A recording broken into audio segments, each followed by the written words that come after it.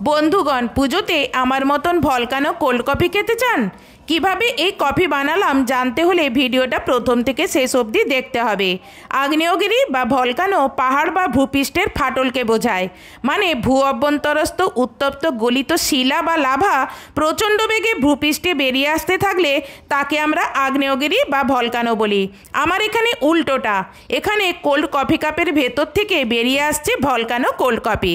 চলুন, একটা বাটিতে আমি হাফ কাপ কফি নিয়ে নিলাম, আর একটা বাটিতে আমি নিয়ে নেব এখানে মধু। যেহেতু এখানে আমি সুগার ফ্রি কোল্ড কফি বানাচ্ছি, আপনারা সুগার ফ্রি যদি না বানাতে চান তাহলে এখানে মধুর জায়গাতে আপনারা চিনি নিতে পারেন পরিমাণ মতন। কফিতে একটু চিনিটা বেশি লাগে, সেই জন্য মধুটাও বেশি লাগবে, তাই মধুটাও আমি হাফ কাপের মতন মধুও নিয়েছি। এবার একটা বড় বাটির মধ্যে প্রথমে গুঁড়ো কফিটা নিয়ে নিলাম, তারপরেই নিয়ে নিলাম মধুটা। এবার এর মধ্যে আমি দিয়ে দেব অল্প একটু বরফের কুচি। আপনারা বরফের কুচি যদি না থাকে অল্প 1-2 চামচের মতন নর্মাল জল দিয়ে দিতে পারেন। এবার আমি ইলেকট্রিক বিটারের সাহায্যে এটা ফেটিয়ে নিচ্ছি। আপনাদের বাড়িতে এরকম ইলেকট্রিক বিটার যদি না থাকে আপনারা গ্রাইন্ডারে করে এটা ফাটিয়ে নেবেন, তাহলেও এটা ফেটানো হয়ে যাবে।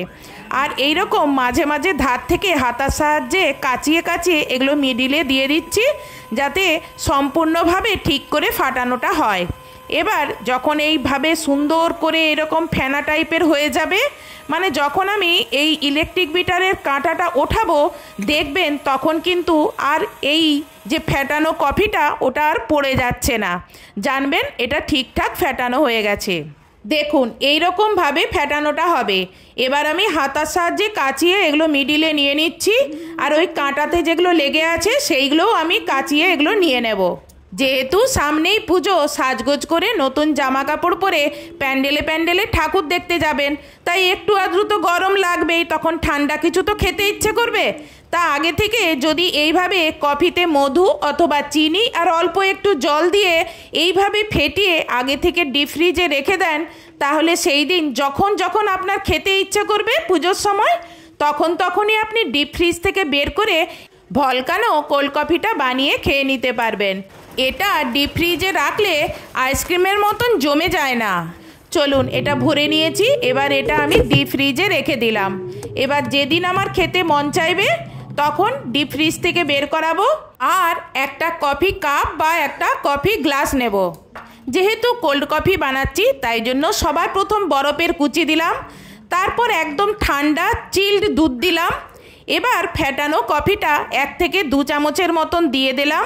আপনার যেমন পছন্দ আপনি সেই মতন কফি ফেটানোটা নিয়ে নেবেন। এবার চামচের সাহায্যে এটাকে দুধের সঙ্গে ভালো করে মিশিয়ে নেব।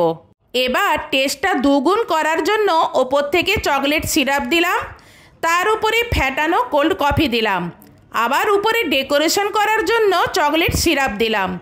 কি হলো তো ভলকানো কোল্ড কফি। এবার রেস্টুরেন্ট স্টাইলে একটি স্ট্র দিয়ে এটি পরিবেশন করুন।